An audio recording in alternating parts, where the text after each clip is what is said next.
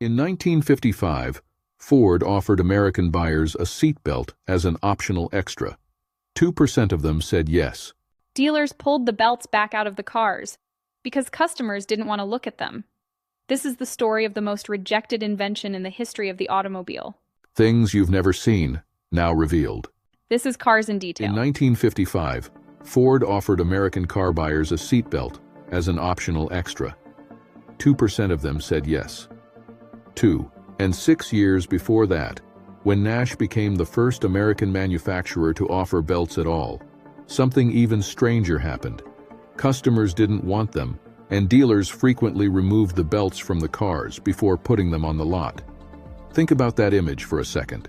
A device that would go on to be credited with saving at least 1 million lives, being physically pulled back out of vehicles because the sight of it put buyers off. And here is the part that makes it genuinely hard to explain. The best version of that device was, at that very moment, being handed to the entire world for free. And if you're old enough, you remember what cars were actually like then. The whole back seat completely free, nobody strapped to anything, children lying down asleep across it, kids sitting on a parent's lap, a child standing up between the two front seats with their head between the adults, watching the road. And you remember the sudden stop, and a mother's arm flying across your chest to hold you back. That arm had a nickname in a lot of families. Today, it sounds insane. Back then, it was simply how people traveled, and all through those years, the seatbelt already existed. It was finished, it was proven, and it had already been given away. People just didn't want it. So where did it come from? The origin is fascinating, and it has almost nothing to do with cars. In 1958, Volvo hired the first safety engineer in the company's history. His name was Nils Bohlin, and he didn't come from the motor industry. He came from aerospace, from SAAB, where he had worked on one very specific problem: keeping pilots alive.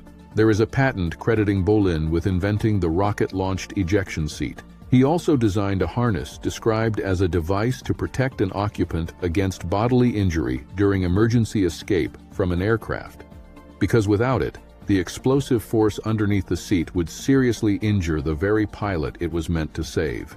Bohlin had spent years solving how to hold a human body against brutal force, and then Volvo asked him to solve the same problem inside a car.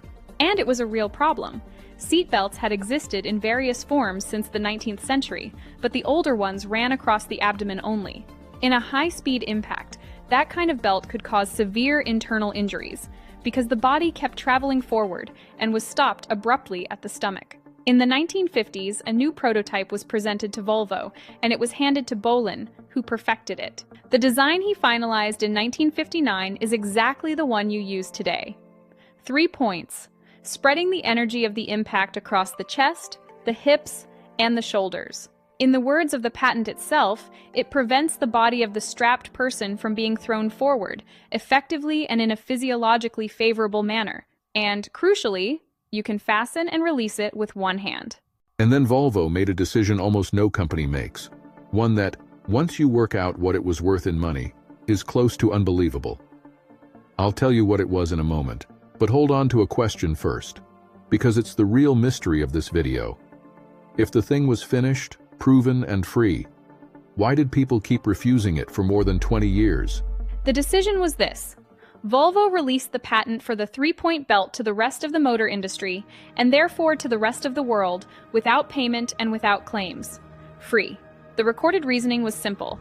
It was too important for human safety to be kept as one company's property. Consider the scale of that. The American patent was granted in 1962 and ran until the end of the 70s. Had Volvo charged even $10 per car across every manufacturer on the planet in that period, we would be talking about an enormous fortune. They walked away from it. And years later, the German patent registry would list the 3-point seatbelt as one of the 8 most important patents to have benefited humanity between 1885 and 1985. Then, in 1967, Bohlin published the study that should have ended the argument permanently. He examined 28,000 road traffic accidents, involving 37,500 people, and the finding is chilling. Among unbelted occupants, fatal injuries occurred right across the entire speed range, including at low speeds, the kind of impact we assume harms nobody. And among passengers wearing the three-point belt, none died, except at very high speeds, above roughly 60 miles an hour. This wasn't opinion. It wasn't a marketing campaign. It was 37,000 real people. The evidence was overwhelming, and it changed almost nothing. And this is where the story stops being about engineering and becomes about people. Because the refusal wasn't ignorance. People knew. What the records of the period show is that Americans regarded the belt as uncomfortable, restrictive, and above all as an insult to their own driving ability.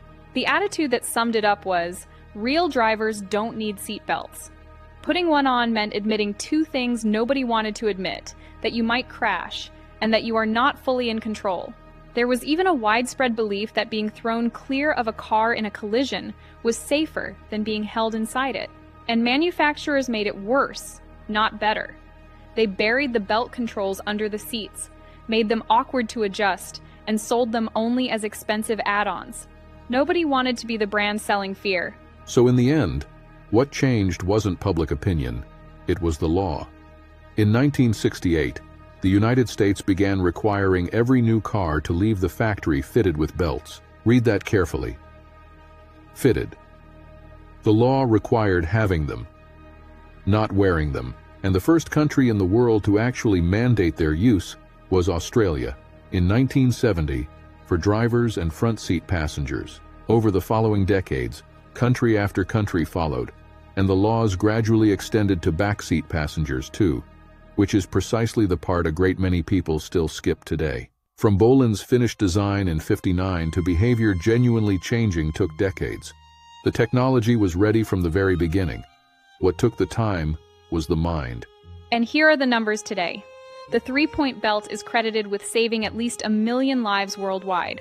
In the United States alone, the National Traffic Safety Administration estimates it saves over 4,000 lives and prevents more than 100,000 injuries every single year.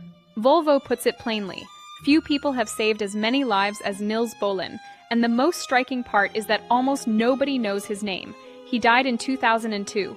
His invention is sitting in the car parked outside your house right now, essentially unchanged, and you use it every day without ever remembering it's there. And that's why this story deserved a whole video. Because we like to assume that a good invention wins on merit alone. It doesn't work that way. This one was finished, proven across 37,000 people, and available free to the entire planet. And it still took nearly 30 years and a stack of legislation to become a habit, not because people were stupid, but because accepting the belt meant accepting an uncomfortable idea about themselves. So the next time you sit down in a car and hear that click, remember that the simple sound is the end of a 30-year argument, and that it was a gift. That's why we look at cars and the stories behind them in detail. Now tell me in the comments, do you remember riding in a car with no seatbelt? Kids loose in the back, on a lap, standing between the front seats? Write down how it was where you grew up. I read them all, and these are always the best stories. If you enjoyed this, leave a like, subscribe, and send it to someone in your family who lived through it. And don't miss the next video, where we start a series I've been wanting to make for a long time, the cars that had one name in America and became something completely different and legendary everywhere else. See you there, here on Cars in Detail.